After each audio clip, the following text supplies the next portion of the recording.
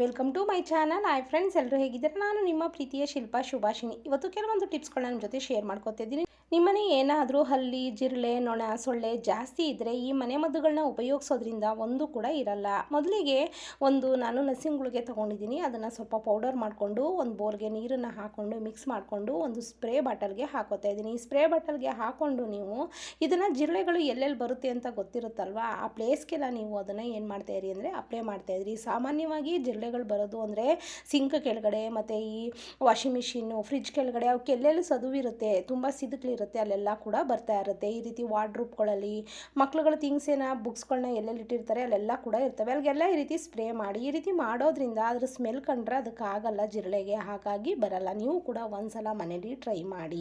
ಆದಷ್ಟು ಈ ಮನೆ ಮದ್ದನ್ನು ನೈಟು ಮಾಡಿ. ನೈಟು ಮಾಡೋದ್ರಿಂದ ಏನಾಗುತ್ತೆ, ಜಿರಳೆಗಳಾಗಲಿ ಹಲ್ಲಿಗಳಾಗಲಿ ನೈಟೇ ಜಾಸ್ತಿ ಓಡಾಟ ಮಾಡೋದು. ಅಂಥ ಟೈಮಲ್ಲಿ ಈ ರೀತಿ ಎಲ್ಲನೂ ಮಾಡೋದ್ರಿಂದ ಬೆಳಗ್ಗೆ ಹೊತ್ತಿಗೆ ಅವು ಕೆಲವೊಂದು ಸತ್ತೋಗಿರುತ್ತೆ, ನೋಡ್ಬೋದು, ನಮಗೆ ಗೊತ್ತಾಗುತ್ತೆ. ನೀವು ಕೂಡ ಮನೇಲಿ ಒಂದ್ಸಲ ಟ್ರೈ ಮಾಡಿ. ನೆಕ್ಸ್ಟ್ ಟಿಪ್ ಏನಪ್ಪ ಅಂದರೆ, ಒಂದು 3 ಕರ್ಪೂರನ ತೊಗೊಂಡಿದ್ದೀನಿ.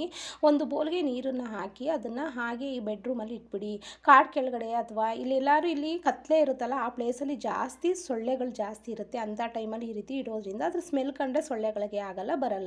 ನೆಕ್ಸ್ಟ್ ಟಿಪ್ ಏನಪ್ಪ ಅಂದರೆ, ಬೆಳ್ಳುಳ್ಳಿನ ಸ್ವಲ್ಪ ಜಜ್ಜಿಬಿಟ್ಟು ಅದ್ರೊಳಗಡೆ ಸ್ವಲ್ಪ ಬತ್ತಿನ ಹಾಕಿ ಅದ್ರ ಮೇಲ್ಗಡೆ ಕರ್ಪೂರನ ನಾನು ಉದುರಿಸಿದ್ದೀನಿ. ಈ ರೀತಿ ಮಾಡೋದ್ರಿಂದ ಏನಾಗುತ್ತೆ ಅಂದರೆ, ಈ ಬೆಳ್ಳುಳ್ಳಿ ಸ್ಮೆಲ್ ಕಂಡ್ರೆ ಹಲ್ಲಿಗಳಿಗೂ ಕೂಡ ಆಗಲ್ಲ, ಜೊತೆಗೆ ಸೊಳ್ಳೆಗೂ ಕೂಡ ಆಗಲ್ಲ. ಈ ರೀತಿ ಮಾಡೋದ್ರಿಂದ ಏನಾಗುತ್ತೆ, ಮನೇಲಿ ನೈಟು ಈ ರೀತಿ ಹಸಿ ಇಡೋದ್ರಿಂದ ಸೊಳ್ಳೆಗಳು ಬರಲ್ಲ, ಜೊತೆಗೆ ಹಲ್ಲಿಗಳು ಬರಲ್ಲ. ಈ ಟಿಪ್ಸ್ ಇಷ್ಟ ಆದರೆ ಲೈಕ್ ಕೊಡೋದು ಮರಿಬೇಡಿ. ಹಾಗೆ ನನ್ನ ಚಾನಲ್ನ ಸಬ್ಸ್ಕ್ರೈಬ್ ಮಾಡ್ಕೊಳ್ಳಿ ಮತ್ತು ನಿಮ್ಮ ಫ್ರೆಂಡ್ಸು ಫ್ಯಾಮಿಲಿಗೆ ಶೇರ್ ಮಾಡಿ.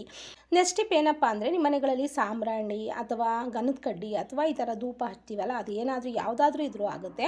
ನಾನು ಧೂಪ ಹಚ್ತೀವಲ್ಲ ಅದನ್ನು ತೊಗೊಂಡಿದ್ದೀನಿ. ಅದನ್ನು ಚೆನ್ನಾಗಿ ಕುಟ್ಟಿ ಪೌಡರ್ ಮಾಡಿ ಅದಕ್ಕೆ ಯಾವ ಹಿಟ್ಟು ಬೇಕಾದ್ರೂ ಹಾಕ್ಬೋದು. ರಾಗಿ ಹಿಟ್ಟು ಹಾಕ್ಬೋದು ಅಥವಾ ಅಕ್ಕಿ ಹಿಟ್ಟು ಹಾಕ್ಬೋದು. ನಾನು ರಾಗಿ ಹಿಟ್ಟನ್ನು ಮಿಕ್ಸ್ ಮಾಡ್ಕೊಂಡಿದ್ದೀನಿ. ಈ ರೀತಿ ಸ್ವಲ್ಪ ನೀರನ್ನು ಹಾಕಿ ಮಿಕ್ಸ್ ಮಾಡಿಕೊಂಡು ಉಂಡೆ ರೀತಿ ಮಾಡ್ಕೊಳ್ಳಿ.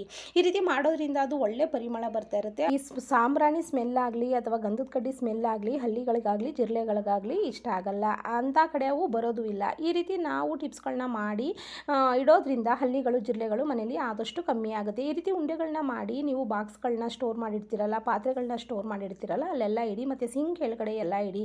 ಈ ರೀತಿ ಇಡೋದ್ರಿಂದ ನೈಟು ಅವು ಬರುತ್ತೆ. ಮತ್ತು ವಿಂಡೋ ಸೈಡೆಲ್ಲ ಕೂಡ ಇಡಿ. ಇಲ್ಲಿ ಎಲ್ಲ ಕೂಡ ಜಿರಳೆ ಆಗಲಿ ಹಲ್ಲಿಗಳಾಗಲಿ ಇದ್ರ ಸ್ಮೆಲ್ ಕಂಡ್ರೆ ಆಗಲ್ವಲ್ಲ, ಬರಲ್ಲ.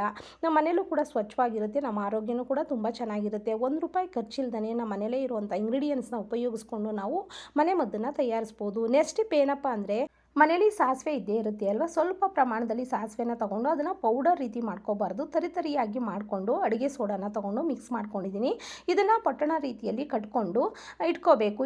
ಇದನ್ನು ಏನು ಮಾಡಿ ಅಂದರೆ, ರಬ್ಬರ್ ಬ್ಯಾಂಡ್ನ ಹಾಕ್ಬಿಟ್ಟು ಒಂದು ಪಿನ್ನಲ್ಲಿ ಅದನ್ನು ಸ್ವಲ್ಪ ಹೋಲನ್ನು ಚುಚ್ಚಬೇಕು. ಈ ರೀತಿ ಮಾಡಿ ಇಡೋದ್ರಿಂದ ಅದ್ರ ಸ್ಮೆಲ್ ಕಂಡ್ರೂ ಕೂಡ ಹಲ್ಲಿಗೆ ಜಿರಳೆಗೆ ಆಗಲ್ಲ. ಈ ರೀತಿ ಮಾಡಿ ಇಡೋದ್ರಿಂದ ನಮ್ಮ ಮನೆಗಳಿಗೆ ಹಲ್ಲಿ ಆಗಲಿ ಜಿರಳೆಗಳಾಗಲಿ ಬರಲ್ಲ, ತುಂಬ ಸುರಕ್ಷಿತವಾಗಿ ಇರ್ಬೋದು. ನೀವು ಕೂಡ ಈ ಟಿಪ್ಸ್ನ ಫಾಲೋ ಮಾಡಿ. ಇದನ್ನು ಈ ರೀತಿ ಪಟ್ಟಣ ರೀತಿ ಮಾಡಿ ಇಡೋದ್ರಿಂದ ಇದು ತುಂಬ ದಿನಗಳ ಸ್ಮೆಲ್ಲು ಹಾಗೆ ಇರುತ್ತೆ. ಹೀಗಿರಬೇಕಾದ್ರೆ ನಮ್ಮ ಮನೆಗಳಿಗೆ ಹಲ್ಲಿ ಆಗಲಿ ಜಿರಳೆ ಆಗಲಿ ಬರಲ್ಲ. ನಿಜವಾಗ್ಲೂ ಒಳ್ಳೆ ಟಿಪ್ಸ್ ಇದು, ನೀವು ಕೂಡ ಮನೇಲಿ ಟ್ರೈ ಮಾಡಿ. ಹಲ್ಲಿ, ಜಿರಳೆ, ನೊಣ ಇವೆಲ್ಲ ಜಾಸ್ತಿ ಇದ್ದಾಗ ನಮ್ಮ ಆರೋಗ್ಯದ ಮೇಲೆ ತುಂಬ ಪರಿಣಾಮ ಬೀರುತ್ತೆ. ಇವೆಲ್ಲ ಇಲ್ಲ, ಸ್ವಚ್ಛವಾಗಿ ನಮ್ಮ ಮನೆನ ಇಟ್ಕೊಳ್ಳೋದ್ರಿಂದ ನಮ್ಮ ಆರೋಗ್ಯನೂ ಕೂಡ ಉತ್ತಮವಾಗಿರುತ್ತೆ. ಈ ಟಿಪ್ಸ್ನ ಫಾಲೋ ಮಾಡಿ.